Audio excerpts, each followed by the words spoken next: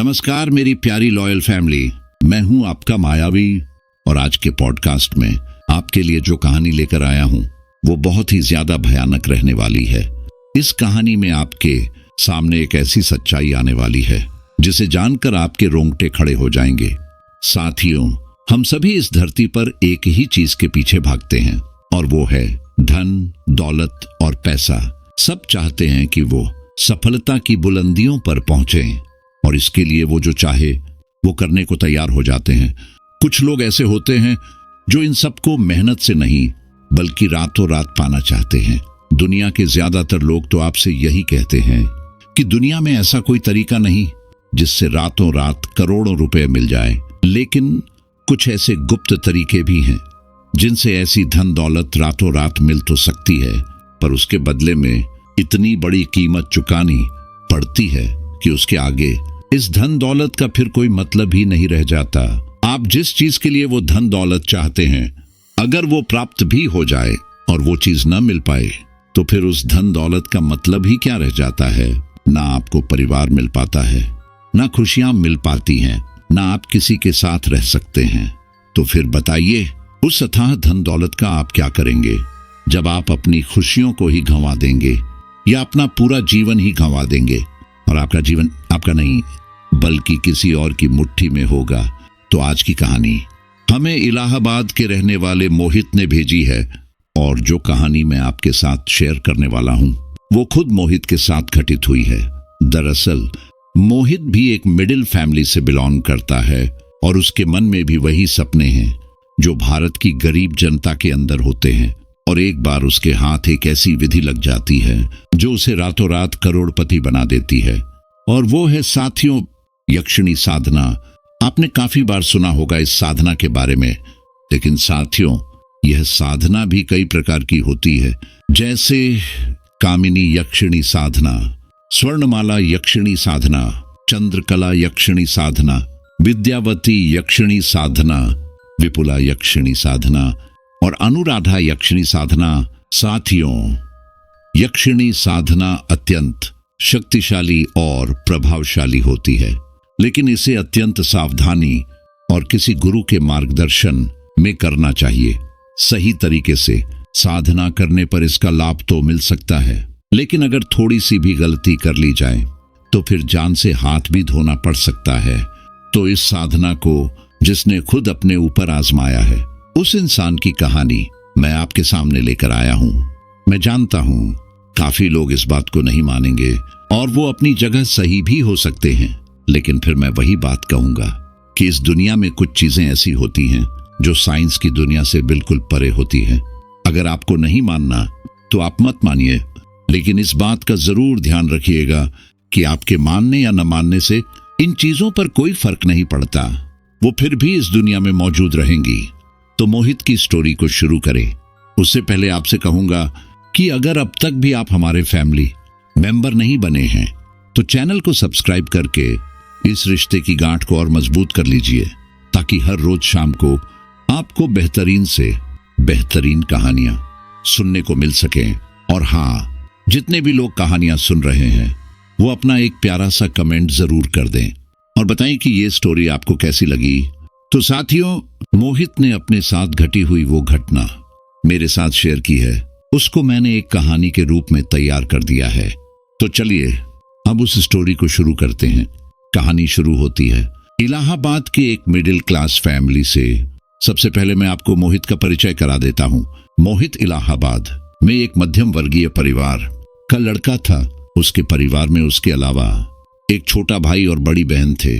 उसकी बहन की शादी हो चुकी थी और वो अपने पति के साथ दिल्ली में रह रही थी। मोहित की उम्र अभी ज्यादा नहीं थी, उसने हाल ही में ग्रेजुएशन पूरा किया था और अब वो एक अच्छी सी नौकरी की तलाश में था। लेकिन जब तक उसे नौकरी नहीं मिल रही थी तो वो एक लाइब्रेरी में काम करने लगा। हर इंसान की तरह मोहित के मन में भी ये इच्छा थी कि उसके पास बहुत सारा धन आए और वो भी अमीरों की तरह जीवन जी सके, और इसके लिए वो ज्योतिषियों से अलग अलग उपाय भी करवाता रहता था। लेकिन कहते हैं भाग्य से ज्यादा कभी किसी को नहीं मिलता। वही हाल मोहित का भी था। वो अलग अलग उपाय तो करता, लेकिन उसे इससे कुछ लाभ न हुआ। खैर, मोहित सुबह सुबह लाइब्रेरी आ जाता और वहां काम करने लगता। वहां इतना काम तो नहीं था, इसलिए वो समय व्यतीत करने के लिए अलग अलग तरह की किताबें पढ़ने लगता। इसी तरह एक दिन उसे लाइब्रेरी में एक किताब मिली। उस किताब का नाम था यक्षिणी साधना। उस किताब को देखकर मोहित की आंखें चमक उठी, क्योंकि उसने सुना था कि अगर कोई यक्षिणी को सिद्ध कर ले तो वो अपने जीवन में सब कुछ पा सकता है। जिज्ञासावश मोहित ने वो किताब ले ली और उसे पढ़ना शुरू किया। वो किताब ज्यादा मोटी नहीं थी, इसलिए मोहित को इसे पढ़ने में ज्यादा कठिनाई भी नहीं हुई। उस किताब के पहले कुछ पन्नों पर यक्षिणी साधना के फायदे और नुकसान लिखे हुए थे, जिनमें यह लिखा हुआ था कि इस साधना को करने के लिए जातक का पुरुष होना आवश्यक है। महिलाएं ये साधना नहीं कर सकती। साधना सफल होने के बाद यक्षिणी साधक के साथ उसकी पत्नी की तरह रहेगी, फिर चाहे कुछ भी हो। यक्षिणी साधना करने वाले साधक के लिए आवश्यक है कि वो सभी से दूरी बनाकर रखे, नहीं तो यक्षिणी उसे हमेशा के लिए उससे दूर कर देगी। साधक कभी भी किसी अन्य महिला से मित्रता तक नहीं कर सकता। शादी तो बहुत दूर की बात है, साधक के बारे में किसी को भी बता नहीं सकता, अन्यथा उस व्यक्ति की मृत्यु हो सकती है। और भी ऐसी बहुत सी बातें उन आगे के पन्नों पर लिखी हुई थीं। मोहित बड़े ही ध्यान से ये पढ़ते हुए पन्ने पलट रहा था कि तभी यक्षिणी साधना का पेज भी आ गया। उसमें लिखे अनुसार अगर कोई जातक लगातार 11 दिनों तक श्मशान में रात 12 से 3 के बीच ये साधना करता है तो वो यक्षिणी को सिद्ध कर सकता है। ये पढ़कर मोहित की आंखों में चमक आ गई, क्योंकि वो जल्द से जल्द धनवान बनना चाहता था और ये उसके लिए एक स्वर्ण अवसर होने वाला था। इसलिए मोहित ने फैसला किया कि वो ये साधना जरूर करेगा। अगर ये साधना सफल हुई तो अच्छा है, नहीं तो पहले की तरह सामान्य जीवन तो है ही। ये सोचकर मोहित ने साधना की तैयारी शुरू कर दी। उसने साधना में लगने वाली सारी सामग्री इकट्ठी करनी शुरू की और फिर अगले दिन रात 11 बजे श्मशान में आ गया। इस साधना के मुताबिक उसे श्मशान में किसी पेड़ के नीचे सफेद रंग से मध्यम आकार का एक गोल घेरा बनाना था। उस गोल घेरे में सामने की तरफ ही अजीब सी आकृति बनाकर एक सफेद आसन बिछाकर उस आकृति के ठीक सामने निर्वस्त्र बैठना था।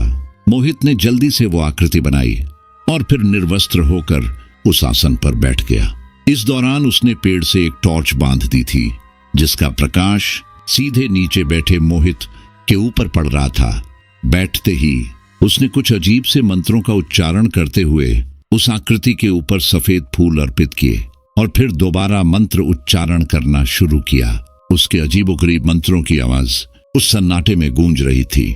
लगभग आधे घंटे तक मंत्र उच्चारण करने के बाद मोहित ने एक धारदार चाकू से अपनी उंगली काटी और फिर उसमें से निकला खून उस अजीब सी आकृति के बीचों बीच डाल दिया और फिर दोबारा मंत्र उच्चारण करने लगा। कुछ देर बाद उसने उस आकृति के ऊपर थोड़ा कुमकुम डाला और फिर जोर जोर से ताली बजाते हुए मंत्र उच्चारण करने लगा। ये सिलसिला सुबह 3 बजे तक चलता रहा। उसके बाद मोहित उठा। उसने उस आकृति पर रखी सामग्री अपने हाथों में ली और फिर उसे अपने पूरे शरीर पर मल लिया। उसके बाद उसने घेरे के बाहर आकर कपड़े पहने और फिर वापस घर की ओर बढ़ गया। घर आते ही मोहित को काफी नींद आ रही थी, इसलिए वो सो गया। सुबह उसकी आंख काफी लेट खुली। ये देखकर वो जल्दी से उठकर लाइब्रेरी की ओर भागा।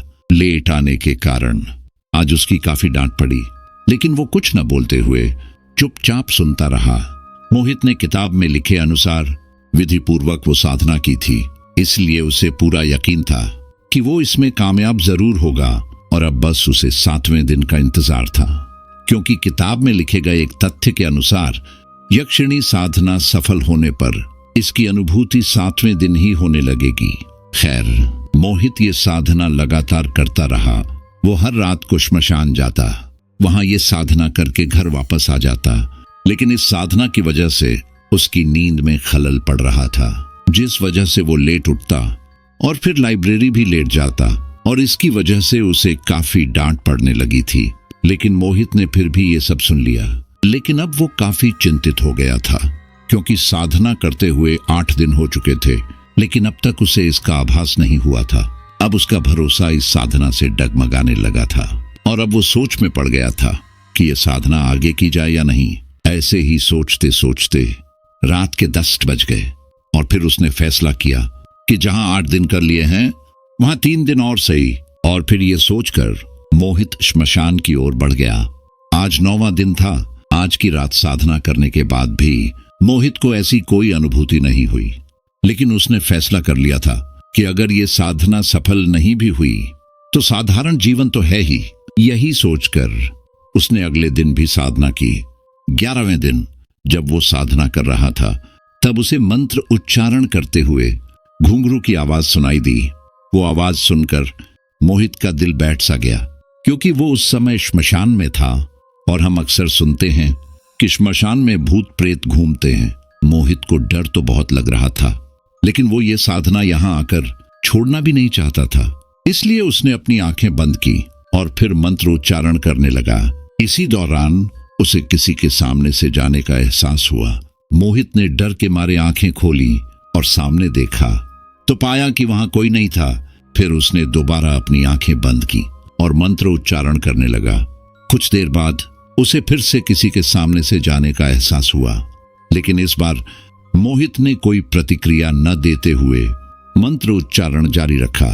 इस दौरान सामने से उसे किसी के चलने फिरने की आवाज आ रही थी। इसी के साथ ही थोड़ी थोड़ी देर में घुंघरू की आवाज भी आ रही थी। मोहित ने इन सब के बावजूद वो साधना आधी पूरी की और अब आधी बाकी थी। मोहित के लिए यह समय काटना मुश्किल हो रहा था, लेकिन कहीं पूरी मेहनत पर पानी न फिर जाए, ये सोचकर उसने ये जारी रखा। कुछ ही देर में उसे किसी महिला के फुसफुसाने की आवाज सुनाई दी। वो आवाज सुनकर मोहित अंदर ही अंदर दहल गया। उसकी आंखें डर के मारे फैल गई थीं, लेकिन फिर भी उसने घबराते हुए वो साधना जारी रखी। डरा सहमा मोहित आंखें बंद करके वो साधना के जा रहा था। इस दौरान वो घुंघरू की आवाज, वो फुसफुसाना और किसी के कदमों की आहट लगातार आ रही थी। कुछ देर बाद मोहित को किसी का स्पर्श अपनी पीठ पर महसूस हुआ। उस स्पर्श से मोहित अंदर ही अंदर सिहर उठा। वो आंखें खोलकर देखना चाहता था, लेकिन उसकी हिम्मत ही न हुई। फिर उसने सोचा कि अब ज्यादा नहीं बचा, इसलिए उसने मंत्र उच्चारण करते हुए वो साधना जारी रखी। इस दौरान वही सब उसे महसूस हो रहा था। इसी के साथ ही किसी के हाथ उसके शरीर पर उसे जगह जगह महसूस हो रहे थे, लेकिन मोहित बिना रुके वो साधना करता रहा। कुछ देर बाद एक महिला की आवाज उसके कानों में पड़ी। तुम कामयाब हुए हो मोहित, अब से मैं तुम्हारी हुई। ये सुनकर मोहित अब तक जो भी उसके साथ हो रहा था सब भूल गया। उसके चेहरे पर एक चौड़ी मुस्कान आ गई कि आखिरकार वो अपने मकसद में कामयाब हुआ। उसने उत्सुकतावश आंखें खोली तो पाया सामने एक 20-22 वर्षीय सुंदर गोरी युवती थी। उसने सुनहरे रंग का लहंगा और चोली पहना हुआ था। इसी के साथ ही उसने बहुत से कीमती गहने भी पहने हुए थे। उसे देखकर मोहित उत्सुकतावश बोला, क्या तुम यक्षिणी हो? यक्षिणी बोली, हाँ, मैं प्रेमिका यक्षिणी हूं और अब से हमेशा तुम्हारे साथ रहूंगी। लेकिन याद रखना, मुझे धोखा देने की सोचना भी मत, क्योंकि मैं अपने साधक का पीछा इतनी आसानी से नहीं छोड़ती और ना ही अपने साधक की जान लेती हूं, बल्कि मैं तो उन सभी की जान ले लेती हूं जो भी हमारे बीच में आता है। मोहित बोला, हमारे बीच में कोई भी नहीं आएगा, इसकी जिम्मेदारी मेरी है। बस तुम मुझे वो दो जो मुझे चाहिए, धन, अपार धन। यक्षिणी बोली, जैसी तुम्हारी इच्छा। ये बोलकर उसने कुछ मंत्र बुदबुदाए और फिर वो वहां से गायब हो गई। ये देखकर मोहित हैरानी से आसपास देखते हुए उस यक्षिणी को ढूंढने लगा, लेकिन उसे वो कहीं भी नहीं मिली। ये देखकर उसे बहुत गुस्सा आया, लेकिन वो इसमें कर भी क्या सकता था। इसलिए उसने अपने कपड़े पहने और फिर घर की तरफ बढ़ गया। घर आकर वो चुपचाप सो गया।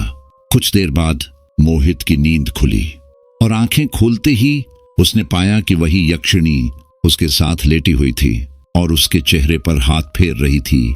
ये देखकर मोहित एक झटके से उठा और बोला, तुम यहां कैसे? तुम तो कहीं गायब हो गई थी ना? यक्षिणी बोली, मैं तुम्हारी इच्छा के अनुसार तुम्हारे लिए अपार धन का प्रबंध करने गई थी। मोहित बोला, वो सब तो ठीक है, लेकिन अभी यहां से जाओ। मेरे घर वालों ने तुम्हें यहां देख लिया तो लेने के देने पड़ जाएंगे। यक्षिणी बोली, तुम्हारे अलावा मुझे कोई भी देख सुन नहीं पाएगा। उसने इतना कहा ही था कि तभी उसकी मां चहकते हुए वहां आई और बोली, बेटा, बाहर कोई रईस आदमी आया है। ये सुनकर मोहित तेजी से बाहर आया। वहां आकर उसने देखा कि एक लगभग 60 वर्षीय सूट बूट पहना शख्स वहां बैठा था। मोहित के आते ही वो बोला, तुम मोहित हो ना? मोहित बोला, जी, लेकिन आप मुझे क्यों ढूंढ रहे हो? मैंने तो आपको कभी नहीं देखा। वो शख्स बोला, हाँ, लेकिन मैं तुम्हें जानता हूं। याद है तुमने कुछ दिन पहले एक लॉटरी खरीदी थी? तो आपको वो लॉटरी लग चुकी है, इसलिए मुझे लगा कि आपको शायद कोई आलीशान फ्लैट की जरूरत होगी। ये सुनकर मोहित हैरानी से अपने माता पिता की ओर देखने लगा। तब उसके पिता बोले, अभी फिलहाल हमें इसकी कोई जरूरत नहीं है। उसके बाद वो शख्स वहां से चला गया। वहीं मोहित ने अखबार देखा तो सच में उसकी टिकट को पूरे 5 करोड़ का इनाम निकला था। ये देखकर उनका पूरा परिवार बहुत खुश हुआ और फिर कुछ ही दिनों में वे सारे अपने छोटे घर को छोड़कर एक बड़े बंगले में शिफ्ट हो गए। बचे हुए कुछ पैसों से उसने कुछ जगह इन्वेस्ट किया और यक्षिणी की बदौलत उसका सारा धन बढ़ने लगा था। 1-2 साल में ही उसकी संपत्ति काफी बढ़ गई, जिसे मोहित दोनों हाथों से लुटा रहा था। पैसे आते ही मोहित ने अपने सारे सपने पूरे किए। गाड़ी, बंगला, महंगे मोबाइल, कपड़े, सब उसने खरीदे। लेकिन अब वो अपने परिवार के साथ ज्यादा न रहता। पैसे आने के कारण मोहित ने नशा करना भी शुरू कर दिया था, जिसके कारण उसके माता पिता परेशान रहने लगे थे। शुरुआत में तो वो सिर्फ शराब और सिगरेट का नशा करता, लेकिन समय के साथ वो ड्रग्स भी लेने लगा। उसके घर वालों को इसका पता नहीं चलता। वो तो मोहित ड्रग्स खरीदते हुए पकड़ा गया। तब इस बारे में पता चला, कहीं ये बात बाहर निकलती तो उनके घर की काफी बदनामी होती। इसलिए उसके घर वालों ने पुलिस वालों को घूस खिलाकर मामला वहीं रफा दफा कर दिया। लेकिन अब उसके घर वाले उसे इस सब से दूर रखना चाहते थे। इसके लिए वो चाहते थे कि मोहित की शादी हो जाए, लेकिन यक्षिणी के होते हुए वो शादी नहीं कर सकता था। और परेशानी की बात यह थी कि वो ये बात अपने घर वालों को भी बता नहीं सकता था। इसलिए अब वो अपने घर से दूर कई दिन होटल में रहने लगा। इसी दौरान एक दिन जब मोहित एक बार में बैठकर शराब पी रहा था, उसकी माँ का फोन आया और उन्होंने कहा, बेटा, जल्दी घर आ जा, यहाँ गड़बड़ हो गई है। ये बोलकर उन्होंने फोन रख दिया। लेकिन इससे मोहित काफी घबरा गया और वो जल्दी से घर की ओर दौड़ा। घर आकर उसने देखा कि उसके घर में कुछ लोग बैठे हुए थे और वे उसके माता पिता के साथ बातें कर रहे थे।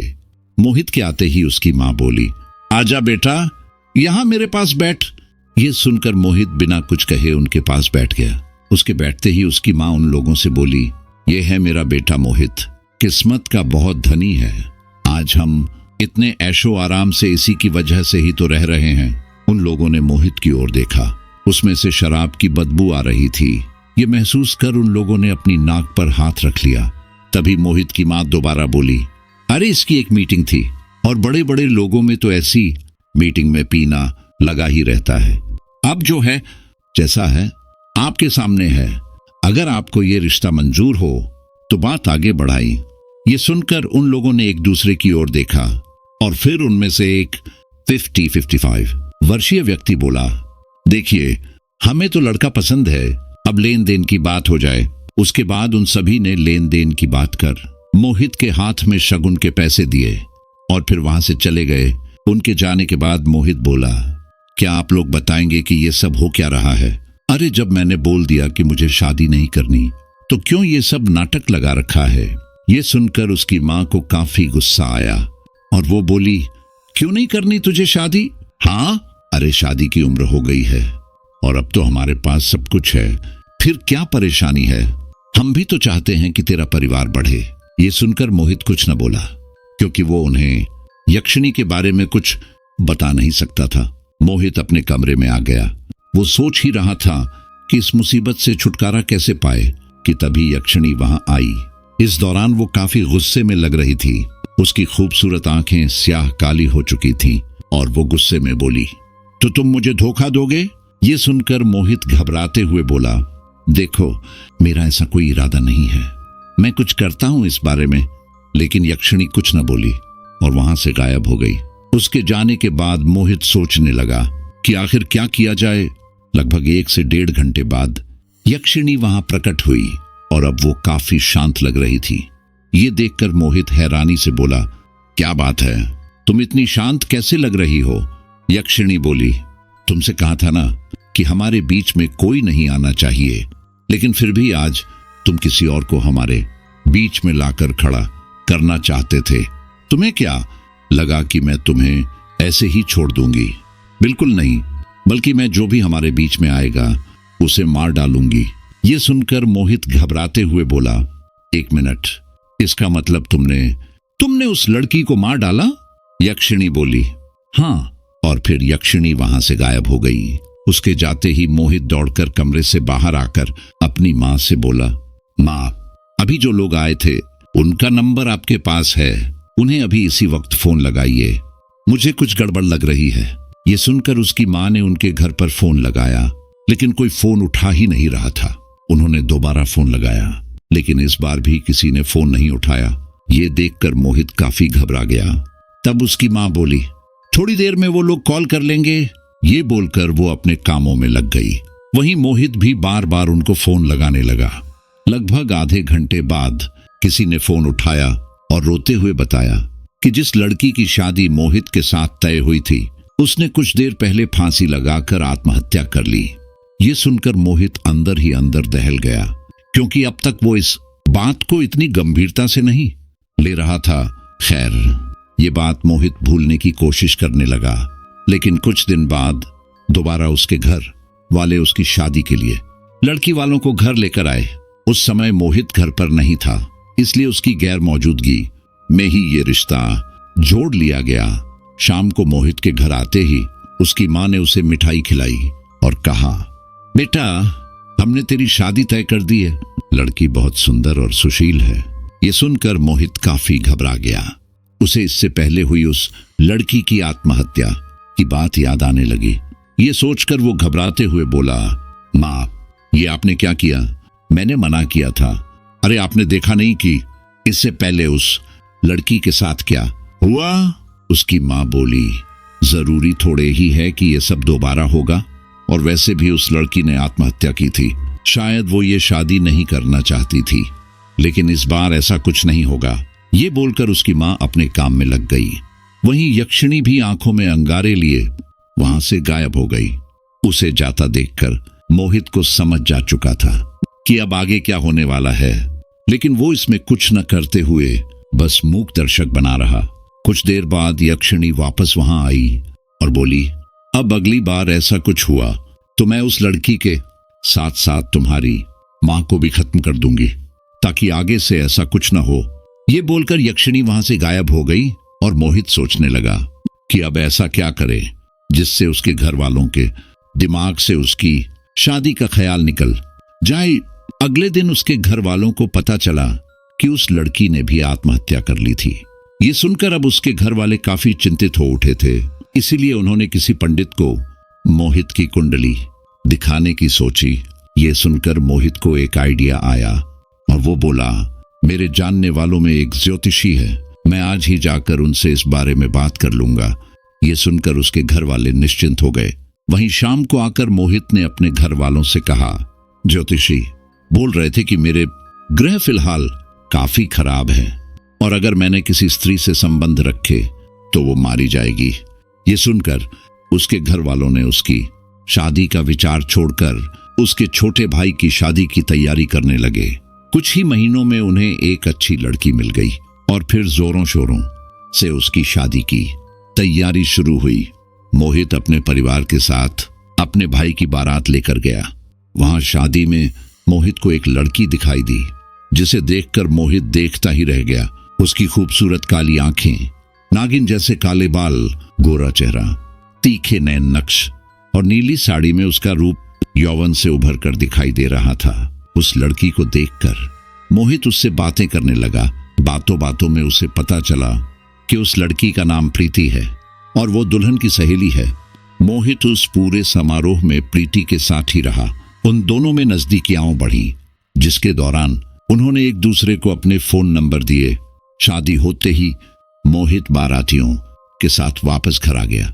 वहां नई नवेली दुल्हन से रस्में करवाई जाने लगी, लेकिन इस दौरान मोहित अब भी प्रीति के बारे में ही सोचे जा रहा था कि तभी उसे किसी का ठंडा स्पर्श अपनी पीठ पर महसूस हुआ।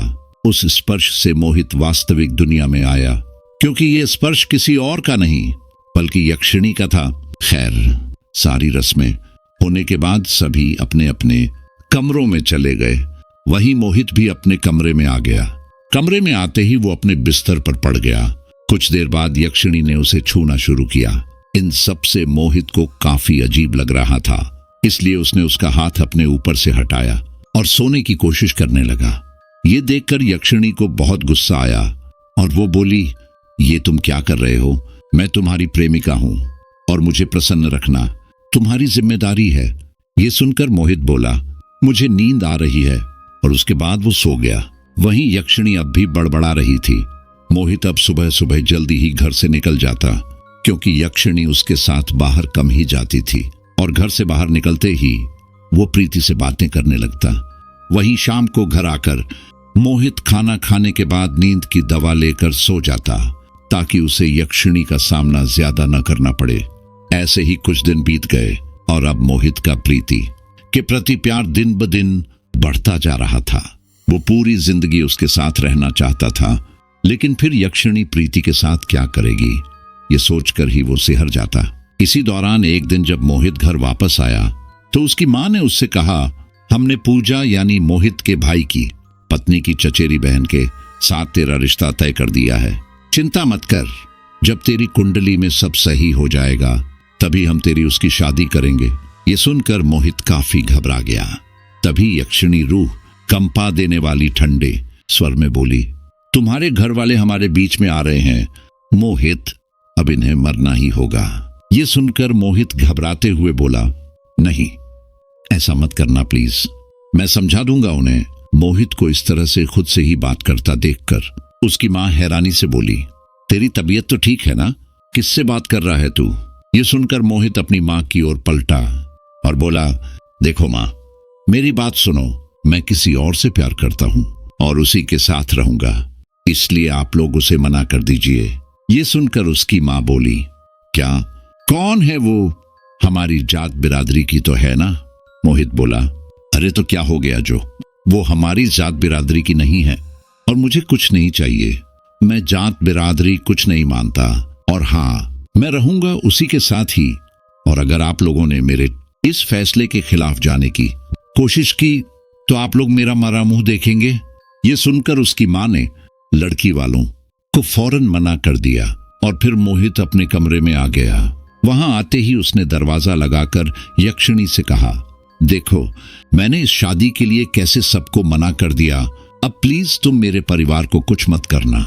यक्षिणी बोली, ठीक है, लेकिन तुमने अभी किसी लड़की का जिक्र किया था, वो कौन है? तुम मुझे धोखा नहीं दे सकते, समझे? मुझे यहां तुमने बुलाया है और अब इतनी आसानी से तुम अपनी बातों से मुकर नहीं सकते। मोहित बोला, मैं वहां तुम्हारी बात कर रहा था, मेरे मन में और कोई नहीं है, यकीन मानो। ये सुनकर यक्षिणी ने उसकी आंखों में देखा। ऐसा करते ही मोहित घबराने लगा।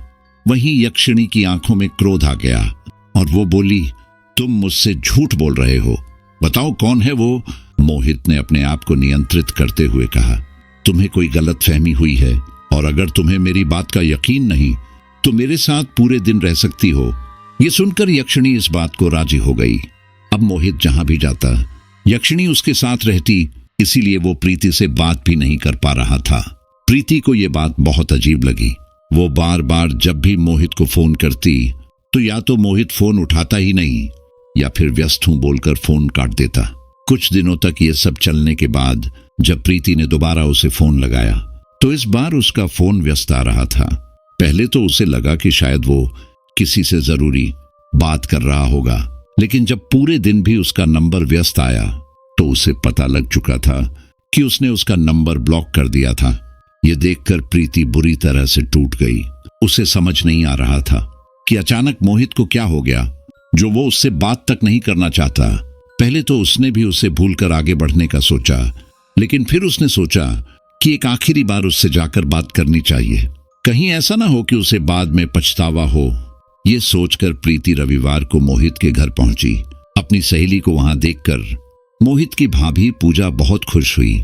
वहीं मोहित चिंतित हो उठा, क्योंकि उसे डर था कि कहीं यक्षिणी को पता चल गया तो वो प्रीति को मार डालेगी। ये सोचकर मोहित बाहर जाने लगा, लेकिन तभी प्रीति उसे रोकते हुए बोली, मुझे तुमसे बात करनी है, क्या हम अकेले में बात कर सकते हैं? ये सुनकर मोहित काफी घबरा गया, क्योंकि उसे जिसका डर था वही हुआ। प्रीति उससे इस बारे में बात करने ही वहां आई थी। वहीं यक्षिणी भी ये सब देख रही थी। इस दौरान वो प्रीति को फाड़ खाने वाली निगाहों से घूर रही थी। मोहित नहीं चाहता था कि उसकी वजह से प्रीति की जान जाए, इसलिए वो बोला, आप हैं कौन? मुझे आपसे कोई बात नहीं करनी। माँ, मैं बाहर जा रहा हूं। ये सुनकर प्रीति की आंखों से आंसू आ गए और वो बोली, ये तुम क्या कह रहे हो? इतने दिनों तक तुमने मुझसे प्यार भरी बातें की और अब मुझसे मुंह फेर रहे हो। ये सुनकर पूजा बोली, ये तू क्या कह रही है प्रीति? तू मोहित भैया से प्यार करती है? प्रीति बोली, सिर्फ मैं ही नहीं, ये भी करते थे। हम तुम्हारी शादी में मिले थे, वहां हमारी जान पहचान बढ़ी और फिर हम बाहर भी मिलने लगे, लेकिन अब ये बोल रहे हैं कि ये मुझे नहीं जानते। ये सुनकर मोहित की मां बोली, ये सब क्या है मोहित? अगर तुझे इसके साथ रहना ही नहीं था तो क्यों तूने इसकी भावनाओं के साथ खिलवाड़ किया? मोहित बोला, मां, ये लड़की झूठ बोल रही है। अरे पैसे वाला लड़का देखकर मुझे फंसाना चाहती है, लेकिन मैं फंसने वाला नहीं हूं, समझी? चलो निकलो यहां से, वरना पुलिस को बुलवाऊंगा। ये सब सुनकर प्रीति बोली, बुलाओ पुलिस को, मैं भी देखती हूं कि यहां आने के बाद वो तुम्हारी सुनती है या मेरी, क्योंकि मेरे पास सारे सबूत हैं, हमारी चैट, साथ की फोटो और यहां तक कि कॉल रिकॉर्डिंग भी है। पुलिस के आते ही मैं उन्हें ये दिखाकर तुम्हें जेल में चक्की पिसवाऊंगी ना, तो मेरा नाम भी प्रीति नहीं। ये सुनकर उसकी मां घबराते हुए बोली, नहीं बेटा, ऐसा मत करो, मैं तुम्हारी और मोहित की शादी करवा दूंगी। ये सुनकर यक्षिणी गुस्से में मोहित से बोली, अच्छा तो मेरे पीछे ये सब कर रहा है तू? ठहर जा, आज इन सभी को ही मौत की नींद सुला दूंगी, फिर देखती हूं कि हमारे बीच कौन आता है। ये सुनकर मोहित काफी घबरा गया था, क्योंकि वो अपने परिवार और प्रीति को खोना नहीं चाहता था। अब इससे पहले कि वो इसमें कुछ बोलता, प्रीति बोली, मैं इस धोखेबाज की बात का भरोसा नहीं कर सकती, इसलिए आप लोगों को अभी मेरी और मोहित की शादी करवानी पड़ेगी, वरना मैं पुलिस में जाऊंगी। इस बात के लिए मोहित की मां तो मान गई, लेकिन मोहित आनाकानी करने लगा, क्योंकि वो नहीं चाहता था कि किसी को भी इसका नुकसान पहुंचे। लेकिन घर वालों और आस पड़ोस के सारे लोगों ने मिलकर जबरन मोहित और प्रीति की शादी करवा ही दी। इन सब से मोहित काफी डर गया था, क्योंकि यक्षिणी के होते हुए किसी अन्य महिला से मित्रता तक नहीं कर सकते, लेकिन यहाँ तो मोहित ने उसकी आंखों के सामने प्रीति से शादी कर ली थी। उस रात जब मोहित और प्रीति शादी करके घर आ गए, तब मोहित ने कहा, कोई भी अपने कमरे में नहीं जाएगा, सब यहीं रहेंगे मेरे और प्रीति के साथ। ये सुनकर मोहित की मां बोली, देख बेटा, प्रीति बहुत अच्छी और सुलझी हुई लड़की है और तेरी शादी जैसे भी हुई हो, लेकिन हुई तो है, इसलिए जाओ और अपने गृहस्थ जीवन की शुरुआत करो। ये सुनकर मोहित का मन किया कि वो सबको यक्षिणी का सच बता दे, लेकिन वो पहले ही प्रीति से शादी कर यक्षिणी को क्रोधित कर चुका था और अब वो ऐसा कुछ नहीं करना चाहता था जिससे वो और क्रोधित हो। इसलिए मोहित बोला, माँ, मैंने आपको बताया था ना कि मेरी कुंडली में दोष है, इसलिए मेरी शादी मत करवाओ, लेकिन आप नहीं मानी और मेरी शादी करवा दी, और अब इस वजह से हम सभी की जान जोखिम में पड़ गई है, इसलिए सब कुछ दिनों तक साथ ही रहेंगे, चाहे जो हो जाए। ये सुनकर उसके घर वाले मान गए, क्योंकि ये उनके सामने की बात थी। जब उन दोनों लड़कियों के आत्महत्या करने की खबर उन्हें मिली थी, वो पूरा परिवार हॉल में ही सो गया। देर रात मोहित की नींद एक भारी वजन अपने सीने पर होने से खुली। आंखें खुलते ही उसने पाया कि यक्षिणी उसकी छाती पर गुस्से में बैठी हुई थी। मोहित के उठते ही वो बोली, झूठे इंसान, मुझे तेरी बात पर भरोसा करना ही नहीं चाहिए था, लेकिन अब भी देर नहीं हुई है। मैं तुझे ऐसा सबक सिखाऊंगी, जाने की कोशिश नहीं करेगा। ये सुनकर मोहित काफी घबरा गया और फिर अगले ही पल यक्षिणी ने पास ही में सो रहे उसके पिता की ओर देखा। मोहित कुछ समझ पाता उससे पहले ही यक्षिणी नीली रोशनी में बदलकर उसके पिता के शरीर में समा गई। ऐसा होते ही उसका पिता जोर से चीखा। वो चीख सुनकर सारे लोग उठ बैठे। उठते ही उन्होंने देखा कि उसके पिता का पूरा शरीर छटपटा रहा था। ये देखकर उन्होंने उन्हें संभालने की बहुत कोशिश की, लेकिन कोई फायदा नहीं हुआ। इतने में ही मोहित के भाई ने गाड़ी निकाली और फिर सबकी सहायता से उसमें अपने पिता को रखकर मोहित और उसका भाई अस्पताल की ओर बढ़ गए। मोहित की मां का रो रो कर बुरा हाल था। प्रीति और पूजा उन्हें संभालने की कोशिश करने लगी, लेकिन तभी मोहित की मां ने प्रीति को धक्का देकर अपने से दूर हटा दिया और कहा, पता नहीं क्यों मैंने तुझे अपने घर की बहू बना लिया। तेरी वजह से आज मेरे पति की ये हालत है। अगर उन्हें कुछ हुआ ना तो देख लेना, मुझसे बुरा कोई नहीं होगा। ये सब सुनकर प्रीति काफी सहम गई। उसे समझ नहीं आ रहा था कि अचानक से मोहित के पिता की तबीयत इतनी खराब कैसे हो गई। वहीं अस्पताल में मोहित के पिता को भर्ती कर लिया गया था। उनके पूरे शरीर में असहनीय पीड़ा हो रही थी, जिस वजह से वो छटपटा रहे थे। इसलिए डॉक्टर ने उन्हें दर्द का एक इंजेक्शन दे दिया था। ये सब देखकर मोहित ने पूछा, मेरे पिता को क्या हुआ है? डॉक्टर बोला, कुछ कह नहीं सकते। उन्होंने कहा कि उनके पूरे शरीर में भयंकर दर्द हो रहा है और इसका कारण अभी क्लियर नहीं है। और आपने कहा कि उन्हें शुगर की भी समस्या नहीं है। अब तो उनकी रिपोर्ट आने के बाद ही हम कुछ कह सकते हैं। ये कहकर डॉक्टर तो वहां से चला गया, लेकिन मोहित अंदर ही अंदर आत्मग्लानि से भर गया था, क्योंकि अगर वो प्रीति के करीब नहीं जाता तो शायद उसके पिता इस हाल में अस्पताल में नहीं होते। खैर, मोहित और उसका भाई अस्पताल में ही बैठे रहे। उसके पिता को अब दर्द से काफी राहत थी, इसलिए वो सो रहे थे। मोहित ने इस बारे में फोन करके घर पर बता दिया था ताकि उसकी मां परेशान ना हो, इसीलिए वे सारे भी आराम कर रहे थे। लेकिन मोहित की आंखों से नींद कोसों दूर थी। उसे समझ नहीं आ रहा था कि यक्षिणी के कहने का आखिर क्या मतलब था। वो क्या करना चाहती है, क्योंकि उसके पिता अब तो बिल्कुल सामान्य लग रहे थे। सुबह डॉक्टर उसके पिता को दोबारा देखने आए। इस दौरान वे सो रहे थे। मोहित ने उन्हें उठाया। तब डॉक्टर बोले, अभी कैसा महसूस हो रहा है आपको? दर्द में आराम है? मोहित के पिता बोले, दर्द में तो काफी आराम है, लेकिन मेरे शरीर का निचला हिस्सा काफी भारी भारी लग रहा है, जैसे किसी ने बड़ा सा पत्थर बांध दिया हो। ये सुनकर डॉक्टर ने उनके ऊपर से चादर हटाई और फिर उसके पिता से अपना एक पैर उठाने को कहा, लेकिन वो ऐसा कर ही नहीं पाए। ये देखकर उन्होंने दूसरा पैर उठाने को कहा, लेकिन वे उस पैर को भी उठा नहीं पाए। ये देखकर उनके चेहरे पर चिंता की लकीरें उभर आईं और फिर उन्होंने उनके पैरों के तलवों को छूते हुए पूछा, ये कैसा महसूस हो रहा है आपको? ये सुनकर मोहित के पिता घबराते हुए बोले, मुझे कुछ महसूस ही नहीं हो रहा पैरों पर। ये सुनकर मोहित भी काफी घबरा गया। फिर डॉक्टर ने उनके पैरों के अन्य हिस्सों को भी छुआ और पूछा, क्या यहां महसूस हो रहा है आपको? ये सुनकर मोहित के पिता घबराते हुए बोले, मुझे कुछ महसूस नहीं हो रहा डॉक्टर। ये सब क्या हो रहा है? मैं ठीक तो हो जाऊंगा ना? डॉक्टर बोले, चिंता मत कीजिए, आप ठीक हो जाएंगे। फिर उन्होंने मोहित से अपने साथ आने के लिए कहा। मोहित डॉक्टर के साथ उनके केबिन में गए। डॉक्टर बोले, आपके पिता का कमर से निचला हिस्सा शायद लकवा ग्रस्त हो गया है। ये सुनकर मोहित चिंतित हो उठा और वो बोला, फिर वो कब तक ठीक होंगे? डॉक्टर बोले, ये तो हम इसका ट्रीटमेंट करेंगे तभी पता चलेगा, लेकिन आप एक बात बताइए कि क्या इन्हें स्ट्रोक, मल्टीपल स्क्लेरोसिस या रीढ़ की हड्डी में चोट की कोई समस्या है? मोहित बोला, नहीं डॉक्टर, मेरे पिता एकदम स्वस्थ थे, उन्हें शुगर या बीपी की तक कोई दिक्कत नहीं रही कभी। डॉक्टर बोले, ये बात अजीब है, लेकिन चलिए कोई बात नहीं, हम आज ही उनका इलाज शुरू करते हैं, फिर शायद वो दोबारा एकदम स्वस्थ हो जाए। ये सुनकर मोहित कमरे से बाहर आ गया। उसे समझ आ चुका था कि यक्षिणी अब उसके परिवार को मारेगी नहीं, बल्कि तड़पाएगी।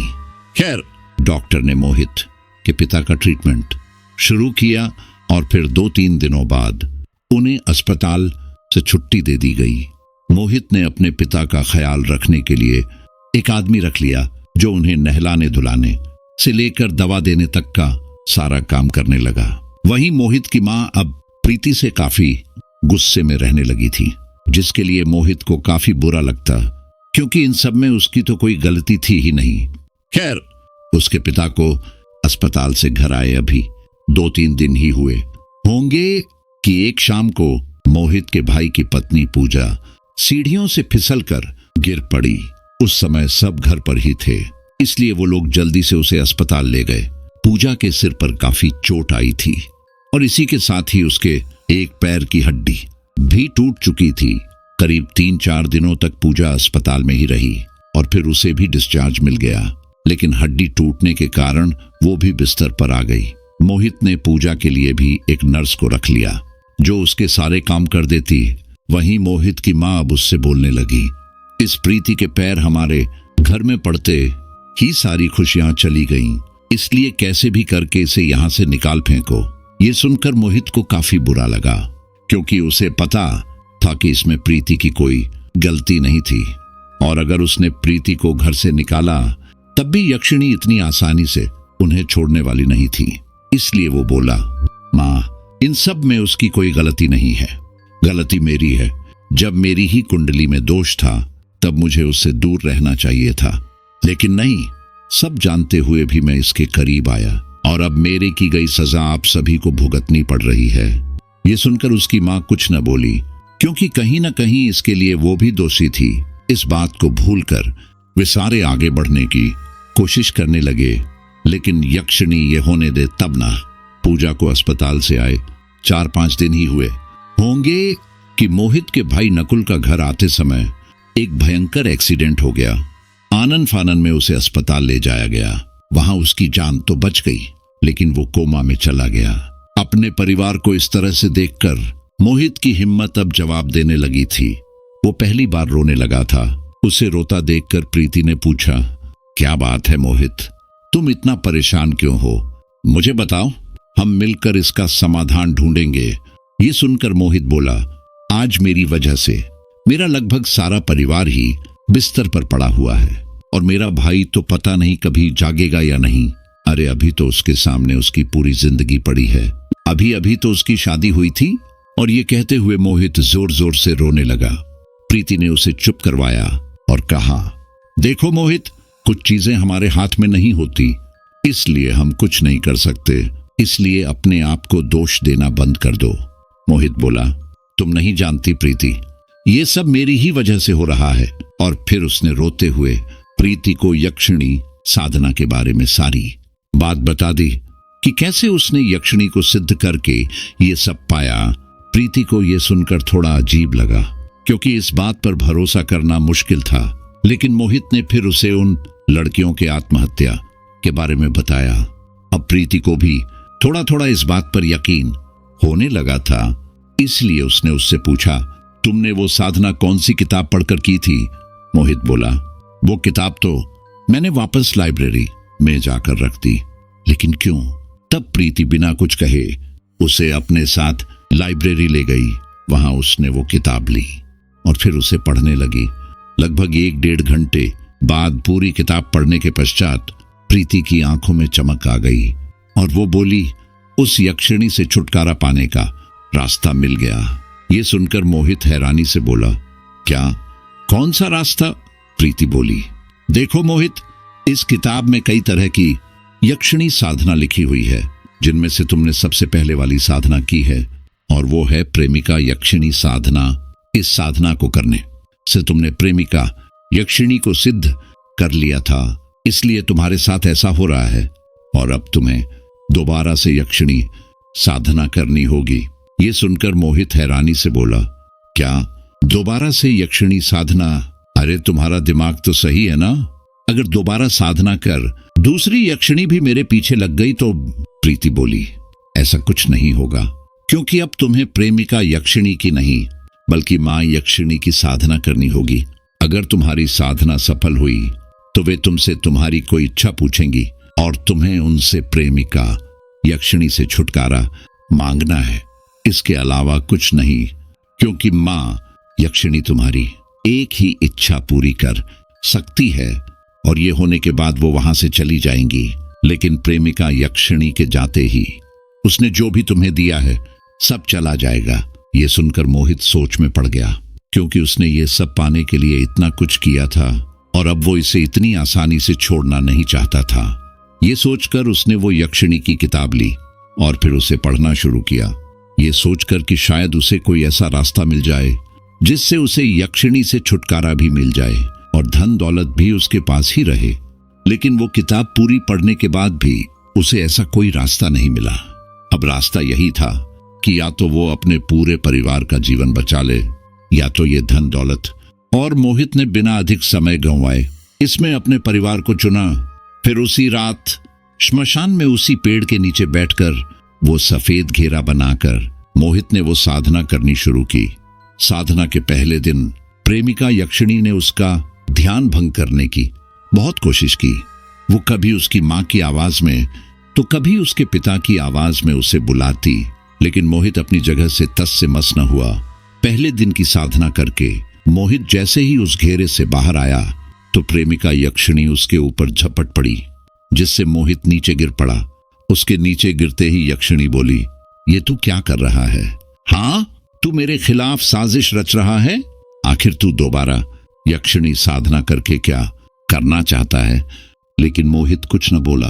फिर यक्षिणी दोबारा बोली, ये साधना अभी के अभी बंद कर दे, नहीं तो अंजाम बुरा होगा। मैं तेरे पूरे घर को खत्म कर दूंगी। ये सुनकर मोहित बोला, मुझे पता है कि तुम ऐसा नहीं कर सकती। तुम उस गलती की सजा मेरे घर वालों को दे सकती हो जो मैंने की है, लेकिन किसी भी तरह की अन्य साधना करने से तुम मुझे नहीं रोक सकती। ये सुनकर यक्षिणी गुस्से में वहां से गायब हो गई। फिर मोहित भी उठकर अपने घर आ गया। घर आकर उसने प्रीति को यह बात बताई। तब प्रीति बोली, चिंता मत कीजिए, वो आपको रोकने की हर संभव कोशिश करेगी, लेकिन आप ये साधना जारी रखना। फिर चाहे जो हो। अगले दिन दोबारा मोहित साधना करने बैठ गया। अब चूंकि ये यक्षिणी साधना थी तो इसमें उस सफेद घेरे के अंदर यक्षिणी आ सकती थी। यक्षिणी उस घेरे के अंदर आकर मोहित को स्पर्श कर उसकी साधना भंग करने की कोशिश करने लगी, लेकिन मोहित अपने इरादे पर अटल रहा और आखिरकार उस रात भी उसने साधना कर ही ली। इन सब से यक्षिणी को काफी गुस्सा आ रहा था, क्योंकि यक्षिणी साधना इतनी आसानी से कोई पूरी नहीं कर पाता और मोहित ने वो सारी पूरी करके उसे सिद्ध कर लिया था। ऐसे में अगर मोहित ने मां यक्षिणी की साधना कर उससे छुटकारा पा लिया तो पता नहीं अगले कितने सालों तक उसे दूसरा साधक मिले। ये सब सोचकर यक्षिणी ने एक खौफनाक कदम उठाया। अगले दिन यक्षिणी उसकी मां के भीतर समाहित हुई और वो मोहित को रोकने के लिए एक दीवार बनकर खड़ी रही। ये सब देखकर मोहित चिंतित हो उठा, क्योंकि आज तीसरा दिन था और यक्षिणी साधना आज समय से नहीं हुई तो 3 दिनों का ये चक्र टूट जाएगा और फिर उसे पहले दिन से दोबारा शुरू करना पड़ेगा। मोहित ये सोच ही रहा था कि तभी प्रीति ने मोहित की मां की आंखों में लाल मिर्च का पाउडर उड़ेल दिया।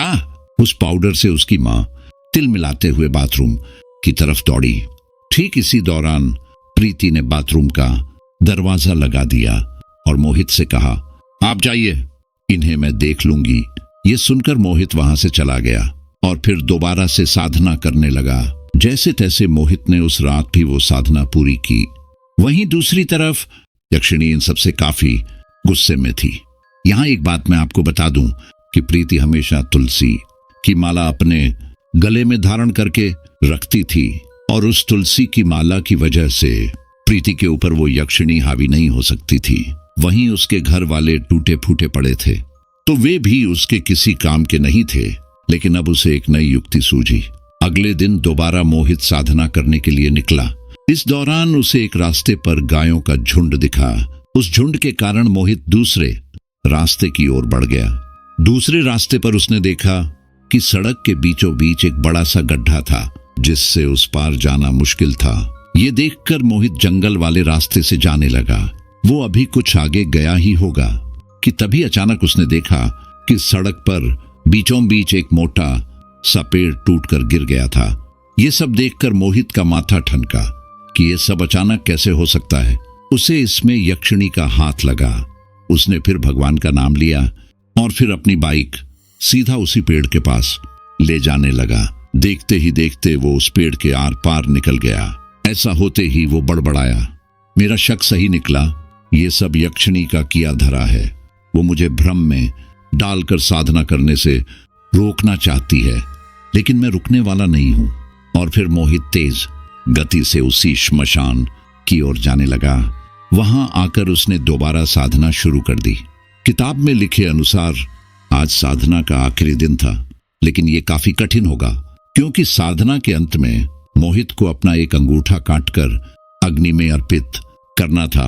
लेकिन मोहित भी इसके लिए पूरी तरह से मन बना चुका था, इसलिए उसने बिना ज्यादा सोचे साधना शुरू की। इस दौरान यक्षिणी ने मोहित को अलग अलग भेष में आकर साधना भंग करने की कोशिश की, लेकिन मोहित की दृढ़ इच्छा शक्ति के कारण वो उसके किसी भी जाल में नहीं फंसा। अंत में आखिरकार उसकी साधना खत्म हुई और उसने बिना अधिक समय गंवाए एक धारदार चाकू से अपना अंगूठा काटकर अग्नि में अर्पित किया। ऐसा होते ही उस अग्नि में से सफेद साड़ी और गहनों से लदी हुई एक महिला निकली और बोली, बताओ क्या चाहिए बेटा? मोहित बोला, मुझे प्रेमिका यक्षिणी से सदा सदा के लिए मुक्ति चाहिए माँ। माँ यक्षिणी बोली, तथास्तु। ये बोलकर माँ यक्षिणी वापस उसी अग्नि में समा गई। उनके साथ ही प्रेमिका यक्षिणी भी उसी अग्नि में समा गई। अब तक सुबह होने वाली थी, इसलिए मोहित ने अपने कपड़े पहने और अपने हाथों पर पट्टी करवाकर घर वापस आ गया। कुछ ही दिनों में उसके पिता भी वापस सामान्य हो गए और भाई को भी कोमा से होश आ गया। लेकिन जितना भी धन उन्होंने अर्जित किया था वो धीरे धीरे उनके हाथों से जाने लगा। आज मोहित एक बैंक में नौकरी कर रहा है, उसके 2 बच्चे भी हैं। वो लोग अब एकदम सामान्य जीवन जी रहे हैं और अब मोहित के दिमाग में जल्दी से पैसे वाला बनने का ख्याल कभी नहीं आता। तो साथियों, हमारी आज की ये स्टोरी यहीं पर कंप्लीट होती है। और जैसा कि मैंने शुरू में आपको आगाह किया था कि इस साधना से आपको लाभ जितना नजर आ रहा है उससे कहीं ज्यादा इसके नुकसान हैं। आप भले ही दुनिया भर की सारी दौलत पालें, लेकिन जब अपने परिवार को खुशियां ही नहीं दे पाए, यहां तक कि आप खुद अपने आप से संतुष्ट नहीं हो पाए, तब आप उस पैसे का करेंगे क्या? काफी लोग इस गलत रास्ते पर चले जाते हैं, लेकिन जो एक बार इस रास्ते पर चला गया उसका वापस लौट कर आना लगभग नामुमकिन हो जाता है। बहुत ही कम लोग ऐसे होते हैं जो इस साधना के भयानक अनुभव से गुजरकर वापस सामान्य जीवन में लौट पाते हैं। उनके ऊपर भगवान की कृपा ही समझ लो, जो यक्षिणी उनका छुटकारा हो जाता है। वरना कहां तो ये जाता है कि इस साधना में जो एक बार लिप्त हो जाता है और अगर यक्षिणी उसके पीछे पड़ गई तो आने वाले कई जन्मों तक वो उसका पीछा नहीं छोड़ती। तो साथियों, मुझे उम्मीद है कि ये कहानी आपको काफी पसंद आई होगी।